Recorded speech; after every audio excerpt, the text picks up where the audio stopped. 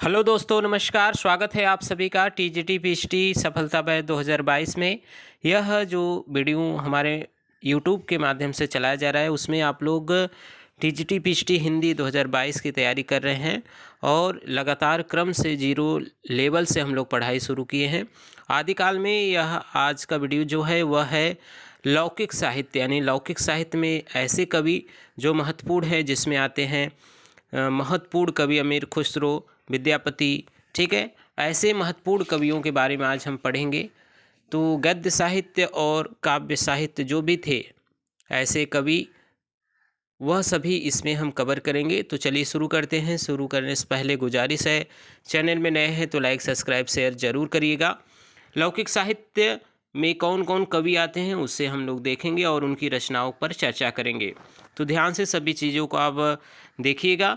ढोला मारूरा दूहा, यह एक रचना है जो लौकिक साहित्य में आती है और इसके रचनाकार जो हैं वह कुशल लाभ है, जिन्हें कल्लोल कवि कहा जाता है। यानी रचना का नाम, रचनाकार का नाम भी आप याद रखिएगा और उसमें जो महत्वपूर्ण तथ्य है उसे भी आप जरूर ध्यान रखिएगा। तो 11वीं शताब्दी में रचित यह एक लोक भाषा काव्य है और यह विरह काव्य है। राजस्थान में यह काव्य अत्यंत लोकप्रिय रहा है। इसमें ढोला नामक राजकुमार और मारवाड़ी नामक राजकुमारी की प्रेम कथा का वर्णन किया गया है। तो याद रखिएगा, ढोला मारूरा दूहा के रचनाकार कौन है? कुशल लाभ, या जिसे कल्लोल कवि कहा जाता है। तो यह प्रमुख कवि थे। इसके बाद हम बात करेंगे जयचंद्र प्रकाश। यह रचना जो है वह भट्ट केदार द्वारा लिखा गया है। जयचंद्र प्रकाश, इसे ध्यान रखिएगा, यह किसके द्वारा लिखा गया है? भट्ट केदार द्वारा। जयचंद्र प्रकाश का उल्लेख सिंध्याचल दयाल दास के ग्रंथ राठौरा रिख्यात में हुआ है, परंतु यह अभी तक उपलब्ध नहीं है। रामचंद्र शुक्ल के अनुसार यह एक महाकाव्य है जिसमें महाराज जयचंद्र प्रकाश के प्रताप व पराक्रम का वर्णन किया गया है। तो यह महत्वपूर्ण तथ्य थे जो जयचंद्र प्रकाश से रचना थे, जिसकी रचनाकार हैं भट्ट केदार। इसे आप जरूर ध्यान रखिएगा। जयचंद्र प्रकाश का जो रचनाकार हैं वह हैं भट्ट केदार। अब आगे देखते हैं अगले जो कवि हैं उनके बारे में। अगली जो रचना है उसे देखते हैं। यह एक महत्वपूर्ण रचना है, जय मयंक जस चंद्रिका। जय मयंक जस चंद्रिका, यह जो लिखा गया है इसके रचयिता हैं मधुकर कवि। ध्यान रखिएगा, जय मयंक जस चंद्रिका के जो रचयिता हैं वह हैं मधुकर कवि। यह ग्रंथ भी अभी तक उपलब्ध नहीं हुआ है और यह एक महाकाव्य है। रठौरारी ख्यात में यह उल्लेख मिलता है कि दयाल दास ने इन्हीं ग्रंथों के आधार पर कन्नौज तक का वृत्तांत लिखा था।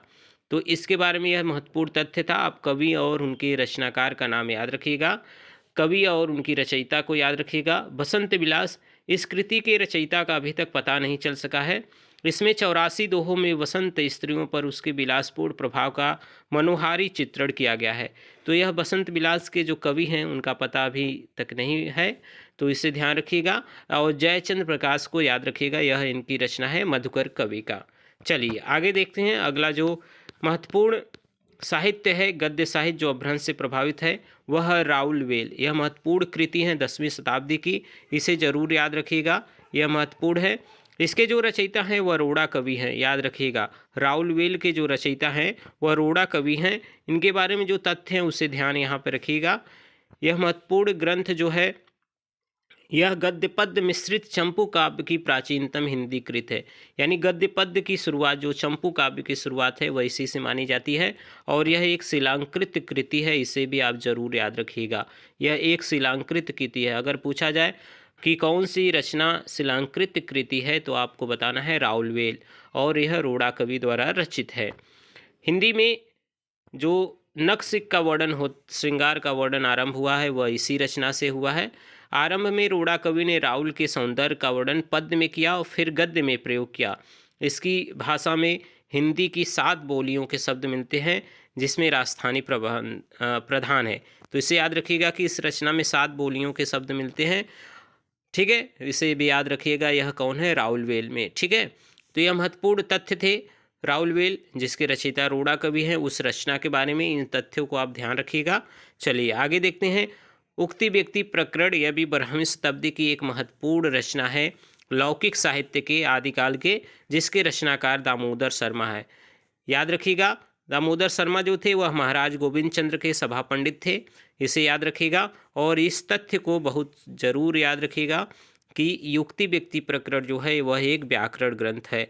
यह प्रश्न पूछा गया था कि कौन सा ग्रंथ व्याकरण ग्रंथ है, तो उक्ति व्यक्ति प्रकरण, और जिसके रचयिता हैं दामोदर शर्मा। तो इसे याद रखिएगा। अब इसके बारे में कुछ महत्वपूर्ण तथ्य हैं, उसे भी आप ध्यान रखिएगा।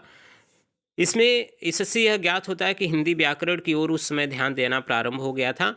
हजारी प्रसाद द्विवेदी के शब्दों में इस कथन को आप बहुत अच्छे से याद रखिएगा। उक्ति व्यक्ति प्रकरण एक अत्यंत महत्वपूर्ण ग्रंथ है।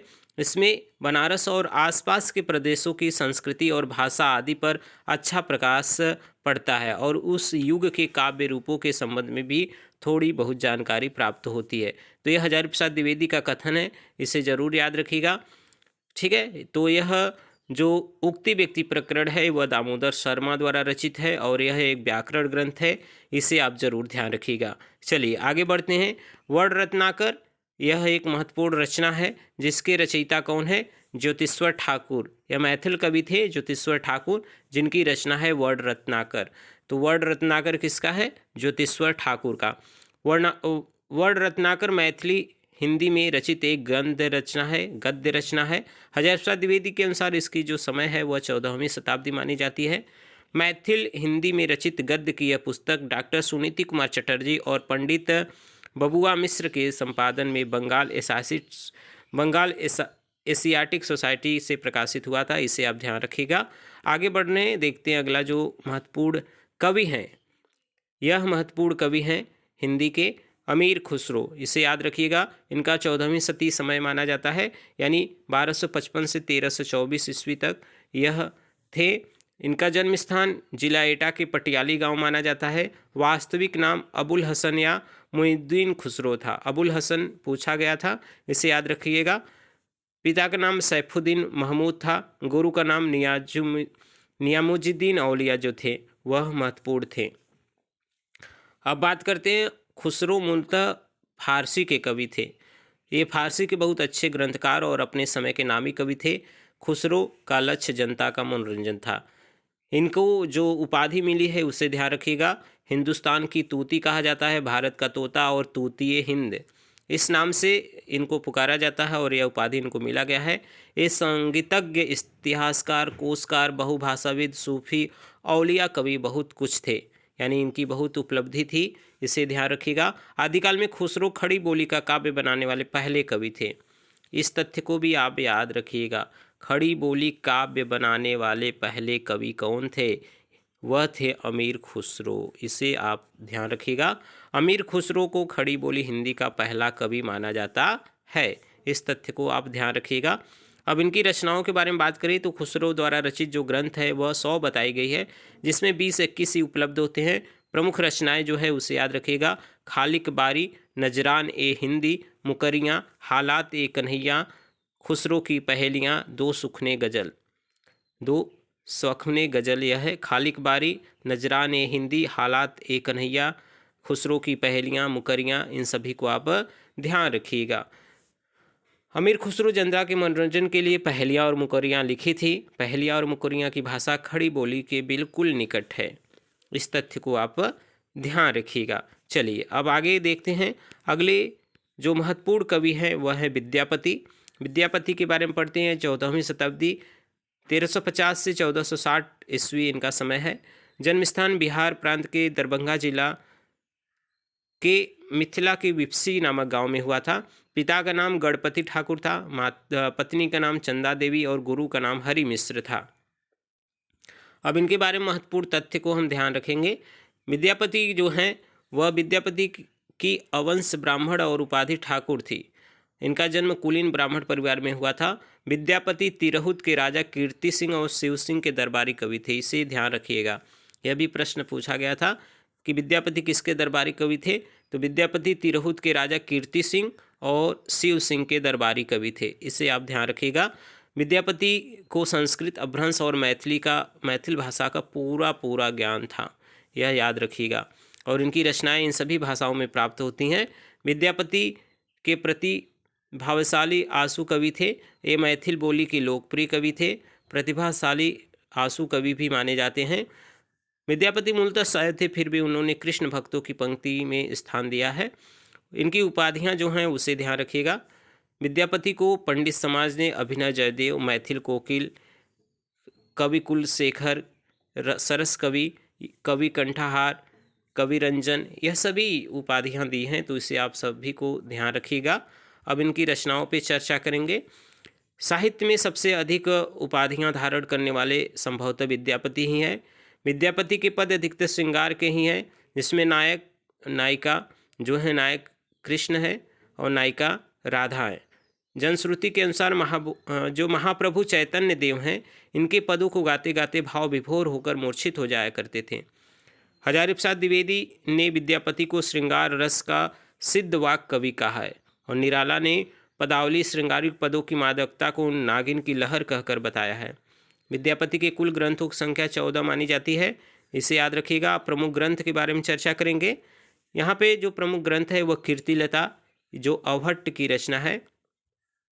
इसमें राजा कीर्ति सिंह का वर्णन है। कीर्तिलता का अंगिरस वीर रस है, इसे ध्यान रखिएगा। विद्यापति ने कीर्तिलता को भृंग भृंगी संवाद के रूप में लिखा है, इसे याद रखिएगा। विद्यापति ने, यह महत्वपूर्ण तथ्य है, इसे ध्यान रखिएगा। विद्यापति ने कीर्तिलता को भृंग भृंगी संवाद के रूप में लिखा है, इसे जरूर ध्यान रखिएगा। विद्यापति ने कीर्तिलता में जौनपुर का रोचक वर्णन किया है। कीर्तिलता की भाषा को विद्यापति ने देसिल बयाना कहा है, ठीक है। कीर्तिलता एक ऐतिहासिक काव्य भी है। कीर्तिलता में विद्यापति ने अपने को कीर्ति सिंह का खेलन कवि कहा है और कीर्तिलता को विद्यापति ने कहाड़ी कहा है। कीर्तिलता एक चरित काव्य है, इन सभी तथ्य को याद रखिएगा। अब दूसरा जो रचना कीर्ति पताका, कीर्तिलता कीर्ति पताका जो है वह अवहट्ट से प्रभावित रचना है, यानी अवहट्ट भाषा में है। इसमें राजा शिव सिंह का वर्णन है। कीर्ति पताका अभी तक संपादित होकर प्रकाशित नहीं हुआ था, इसे ध्यान रखिएगा। यानी कीर्ति पताका जो है अभी तक वह प्रकाशित नहीं हुआ है। अब इनकी महत्वपूर्ण जो रचना है जिससे इनको ज़्यादा उपलब्धि प्राप्त हुई है वह है पदावली, जो मैथिल भाषा में है। पदावली रचनाकार विद्यापति मैथिल कोकिल कहलाए हैं। विद्यापति की पदावली में घोर श्रृंगार का वर्णन होने के कारण इन्हें श्रृंगारिक कवि माना जाता है। विद्यापति के पद अधिकतर श्रृंगार के हैं, जिसमें नायक और नायिका श्रृंगार रस के हैं। मैथिल भाषा में रचित विद्यापति की जो पदावली की विषय वस्तु है वह राधा कृष्ण के भौतिक प्रेम का श्रृंगारमय वर्णन से संबंधित है। विद्यापति की प्रसिद्धि का मुख्य आधार पदावली ही है और विद्यापति की पदावली पर बंगला का प्रभाव है। इनकी अन्य रचनाएं मिलती है गोरख विजय।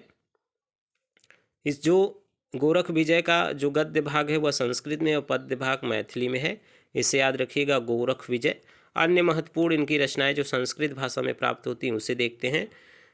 संस्कृत भाषा में इनकी जो रचना है वह मणिमंजरी, भू परिक्रमा को याद रखिएगा, पुरुष परीक्षा को याद रखिएगा, लिखनावली, दुर्गा भक्ति तरंगिणी, शैव सर्वस्व सार, इसे याद रखिएगा, गंगा वाक्याली, दान वाक्याली, विभासार, गया पतलंक और द्वैत निर्णय, यह सभी को आप ध्यान रखिएगा। जिसमें से मुख्य रूप से भू परिक्रमा, पुरुष परीक्षा, शैव सर्वस्व सार, दान वाक्यावली और गंगा वाक्यावली, इन सभी को आप ध्यान रखिएगा। इनकी प्रमुख रचनाएं हैं। अब बात करेंगे कुछ महत्वपूर्ण तथ्यों के बारे में। तो पदावली गेय पदों में रचित है, उसमें गीति काव्य के सभी तत्व संगीतात्मक, वैयक्तिक तत्व, कोमलनात्म और मधुर पदावली है, ठीक है। आचार्य रामचंद्र शुक्ल का कथन यहाँ पे महत्वपूर्ण हो जाता है, इसे आप जरूर ध्यान रखिएगा। आध्यात्मिक रंग के चश्मे आजकल बहुत सस्ते हो गए हैं, उन्हें चढ़ाकर जैसे कुछ लोगों ने गीत गोविंद के पदों को आध्यात्मिक संकेत बताया है, वैसे ही विद्यापति के इन पदों को भी। यानी यह जो श्रृंगारिकता और आध्यात्मिकता का मामला था उसमें यह शुक्ल का कमेंट महत्वपूर्ण है। इन्होंने जो कहा है कि आध्यात्मिक रंग के चश्मे आजकल बहुत सस्ते हो गए हैं, उन्हें चढ़ाकर जैसे कुछ लोगों ने गीत गोविंद के पदों को आध्यात्मिक संकेत बताया है, वैसे ही विद्यापति के इन पदों को भी।